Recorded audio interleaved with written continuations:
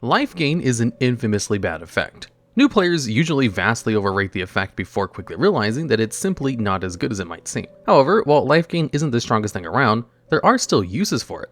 Today we're going to go over the best cards with this effect, and to be clear, we're going to go over cards that were primarily used to gain life, not cards that did other things and happened to gain life. So no lifelink creatures for one thing. Starting us off at number 10, we have Soul Warden. This is a 1/1 human cleric with a mana cost of 1 white and the ability where, whenever a creature enters the battlefield, you gain 1 life. We do need to talk about Soul's Attendant as well, a creature that's basically identical to Soul Warden in every way. Now, one of the most notable things about Soul Warden isn't how much life it gives you, but rather how many times it can give you life. You see, there are tons of cards that trigger whenever you gain life, such as Heliod's Sun Crown, who puts a 1/1 counter on a target creature anytime you gain life. With Soul Warden out, you get to put a 1/1 counter on the field anytime a creature enters the battlefield on either side of the field. This is, of course, only one of the many cards that synergizes with life gain, and most of these cards only check for you if you've gained life this turn, not how much. This makes prioritizing gaining small amounts of life repeatedly a lot better than prioritizing the amount of life you've gained. Soul Warden is basically the best way to do this in the game.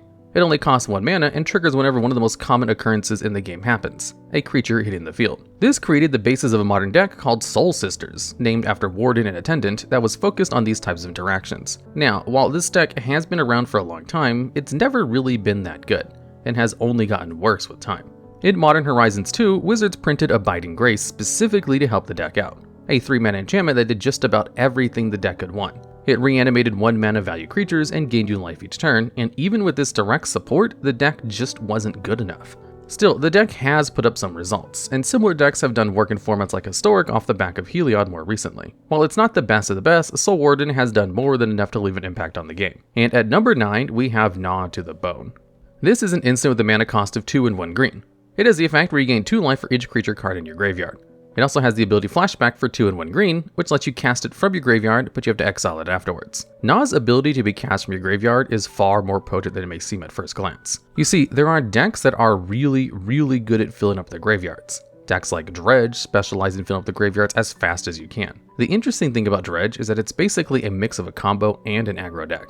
You're playing a very unfair game, but ultimately what the deck wants to do is put a lot of power into play very quickly and attack your opponent to death before they can find an answer to the graveyard.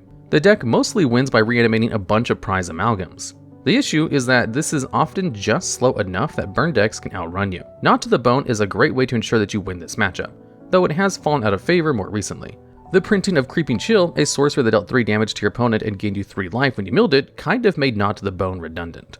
Since being made irrelevant in Modern, the card has mostly moved on to Pauper. There, it sees play in cycling Storm decks primarily. This is a deck that wins off of Drannith's Stinger, a card that deals 1 damage to your opponent whenever you cycle a card. In order to do this, you need a lot of cycling cards and a lot of mana. The main way of getting mana is Songs of the Dam, a 1 mana instant that gives you 1 black for each creature card in your graveyard. There are also just more than enough creatures that cycle for 1 mana to fill the deck with enough gas for Stinger to burn your opponent out. While this deck is very powerful, it can take a bit to get going, especially if you don't draw the right cards in your opening hand. You'll often spend the first several turns just cycling cards looking for combo pieces. That's where Gnaw to the Bone comes in as a way to give you more life in the early game to stay alive. Most of the cards you're cycling are creatures anyway, so Gnaw will quickly be gaining you 8 or 10 life. While this alone isn't all that spectacular, it is enough to give you the time you need to get the rest of your deck online. While Gnaw isn't a showstopper by itself, it has carved a niche as a great way to stay in the game for graveyard and creature-focused combo decks. And at number 8, we have Wild Growth Walker. This is a 1/3 elemental with a mana cost of 1 and 1 green. It is the ability where, whenever you explore, you put a +1/+1 counter on Walker and gain 3 life. For those of you who didn't play during Ixalan Standard, Explore is a keyword where you would reveal the top card of your library, and if it's a land, you put it into your hand. Otherwise, you either put it back on top or into your graveyard, and you also put a +1/+1 counter on the creature that explored. Explore was an alright keyword. It was good, but not broken or anything. The value it gave you just wasn't reliable enough to go build your entire deck around it. That's where Wild Growth Walker came in. This little 2-drop did everything you could ask for. Not only did it scale as the game went on, it also gained you a massive 3 life every single time you explored, which ended up being really important. You see, Walker and the Explorer mechanic stayed in Standard just long enough to see play with 2 extremely powerful black cards, Bolas's Citadel and Command the Dreadhorde. Bolas's Citadel cost 3 and 3 black and had the ability where you can look at the top card of your library at any time, and you could cast spells from the top of your library by paying life equal to their mana value rather than paying their mana cost. This went incredibly well with Walker, who gained you so much life each time you played an Explore card, you often netted life on the interaction. Hitting a Jade Light Ranger would net you a total of 3 life if you had 1 Walker out, and this was on top of getting 2 Explorers to dig for more powerful cards to cast off of Citadel. Command the Dreadhorde is a sorcery that costs 4 and 2 black and lets you target any number of creature and/or planeswalker cards in your graveyard. It dealt damage to you equal to their combined mana value. Then you'd put all of them onto the field under your control. This played very similarly to Citadel, though a bit weaker. It would gain you back all the life you just paid, getting an insane amount of value off of your spell and then some, negating the weakness that these cards had of putting you at such low life. This really goes to show one of the biggest upsides of life gain cards, the ability to give you more life to pay for powerful effects that force you to pay life. If you already know that your deck is going to be paying a lot of life and you're going to be weak to aggro, playing life gain cards in the sideboard can really give you an edge in a ton of very common matchups. And at number 7, we have Feed the Clan. This is a sorcery with the mana cost of 1 and 1 green. It is the effect where you gain 5 life. It also has Ferocious, meaning if you control a creature with a power 4 or more, you get a bonus effect. In this case, it allows you to gain 10 life instead. This card doesn't do much more than it says on the tin. The thing is, gaining 10 life for 2 mana is just a lot of life, and against aggro decks will often buy 2 or even 3 turns to find a way to stabilize. Lots of burn decks will be trying to cast as many lightning bolt effects targeting you as they can, which is generally a very effective strategy. But if you think about it, since bolts only deal 3 damage, a single Feed the Clan with Ferocious basically undoes 3 entire lightning bolts. And since both cards are card disadvantage, this is basically a 3-for-1. While this isn't a key part of any deck strategy, it is a very valuable sideboard card.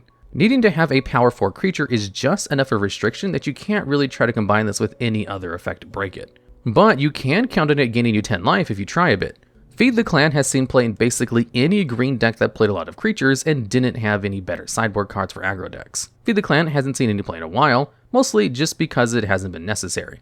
Pioneer doesn't have a dedicated burn deck, as the mono-red decks in the format are more balanced around creatures and burn spells, and Modern is just too strong of a format nowadays for Feed the Clan to be worth it.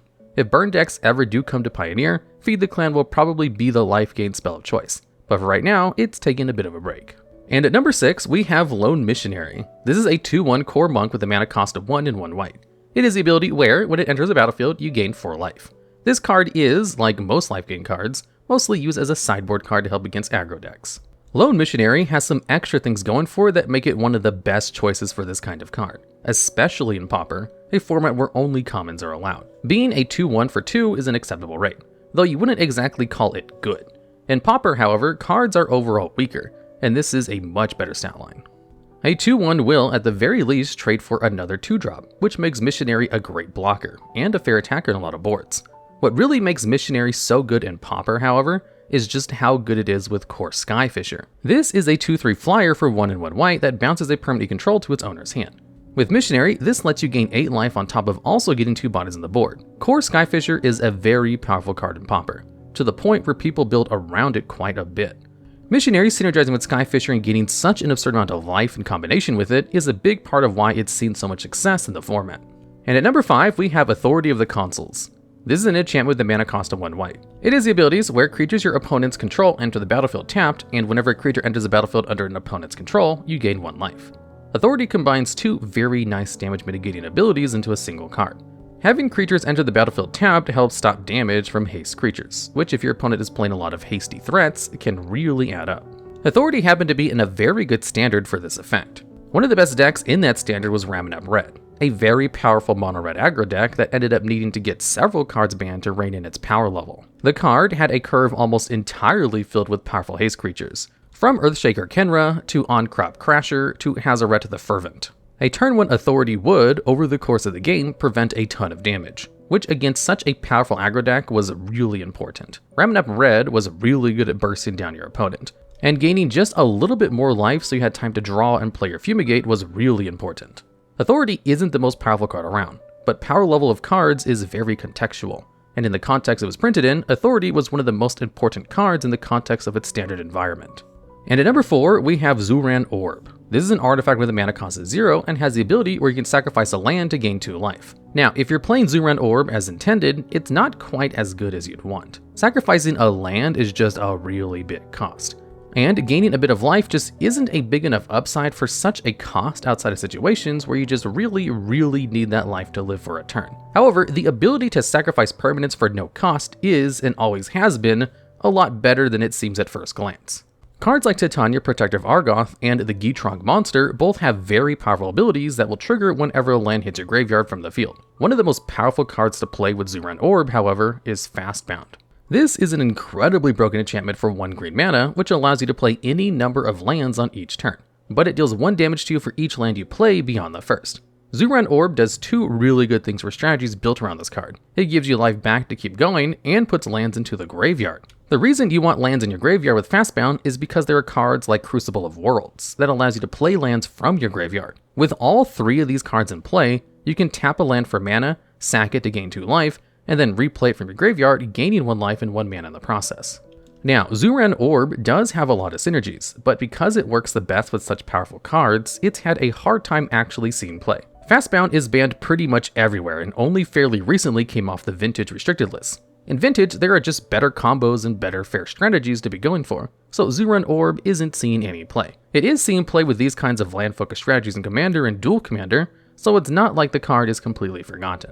If these types of land stacking strategies get some more support later on, it may have a comeback in formats such as Modern, but only time will tell. And at number 3, we have Weather the Storm. This is an instant with a mana cost of 1 and 1 green. It is the effect where you gain 3 life, and it has Storm. This is a keyword where, whenever you cast a spell, you copy it for each other spell cast this turn. Normally, this will just be a bad life gain spell, but there are instances where you'll be gaining an astronomical amount of life off of the card. One of the best uses for the card are against the Storm decks we mentioned earlier. The Cycling Storm deck we mentioned earlier has to cast a lot of spells to get where it needs to be able to burn you to death. This makes Weather the Storm an incredible counter card. The amount of life you'll gain from a well-timed Weather the Storm against these decks will often win you the game outright. Gaining enough life to live the combo turn against these kinds of decks is even better than it would usually be. These decks often have to put a lot of resources into their combo, and if they can't go off and win right there, they often won't be able to recover. This makes Weather the Storm a very powerful answer to Storm decks, though it's not the best answer out there. Cards like Mindbreak Trap do about just as good of a job against Storm decks, while also having more utility against other decks. This means that Weather the Storm is mostly relegated to Pauper, where these more powerful answers aren't legal. In that format, it's one of the best answers to these types of combo decks that you'll have access to. And at number 2, we have Timely Reinforcements. This is a sorcery with a mana cost of 2 and 1 white. It is the effect where, if you have less life than your opponent, you gain 6 life. Then if you have less creatures than your opponent, you make 3 1/1 white soldier creature tokens. This is the premier way for control decks in older formats to beat aggro decks. It does basically everything you can ask for. Not only does it give you a sizable amount of life, it also gives you 3 blockers to prevent even more damage. Now, this is all dependent on you having a smaller board and less life than your opponent. However, in control decks, this is almost guaranteed. Control decks will often take the first several turns soaking hits as they play cantrips and draw spells to set up their hand and find a board wipe or a powerful draw engine. This means that they will both have less life and no creatures on board, guaranteeing that they get the full value off of the reinforcements. This amount of stalling is really good for a control deck. These decks specialize in winning the game late, and if they can get there, they usually have the game won. Timely will often be the last bit of stabilizing you need to get all your more powerful spells online, which is why it's consistently been used in the sideboard for modern blue-white control decks for years. While this card is incredibly strong, there's still one card that's been even more impactful for its ability to gain you life. And at number 1, we have Kitchen Finks. This is a 3/2 oof with the mana cost of 1 and 2 hybrid white-green mana, which can be paid with either white or green mana. It has the abilities where, whenever it enters the battlefield, you gain 2 life. It also has Persist, which means whenever it dies, if it didn't have a -1/-1 counter on it, you return it to the battlefield with a -1/-1 counter on it. So this card is basically a 3 mana for 4 life, a 3/2, and a 2/1, which is an amazing rate. This alone is enough for the card to have seen a ton of play in a variety of green and white decks over the years. However, the most impressive thing Finks can do is what happens whenever you combine it with ways to get rid of that -1/-1 counter. Using a card like the aforementioned Heliod or Anafenza, Kin Tree Spirit, to put a +1/+1 counter on Finks whenever it comes back, you can actually repeat this loop infinitely. One of the game rules is that if a creature has a +1/+1 counter and a -1/-1 counter on it, you remove both. This means that it won't have any counters on it that Persist cares about, letting you kill it again for more value. By combining both these cards with a sack outlet, you can simply gain life infinitely. With infinite life, you basically become unkillable. If you have more cards in your library than your opponent, you can just wait for them to deck themselves out and win that way. It's also worth mentioning Spike Feeder here, a card that lets you remove a +1/+1 counter from itself to gain 2 life. It also has just a ridiculous number of ways to go infinite, and is perhaps even more famous than Finks is for these types of combos. While gaining life alone isn't exactly a winning strategy, gaining so much life that your opponent can literally never kill you has proven to be a winning strategy. Unfortunately, the card isn't seeing too much use in this way right now. Currently, the best strategy for this kind of creature looping deck is Yawgmoth combos, which doesn't happen to work with Finks properly. Still, Finks is only one card away from becoming a powerful life gain combo card once again. Alright, and that's the video. Are there any cards you think we may have missed, or have any ideas for future videos just like this one? If so, please let us know down in the comments below.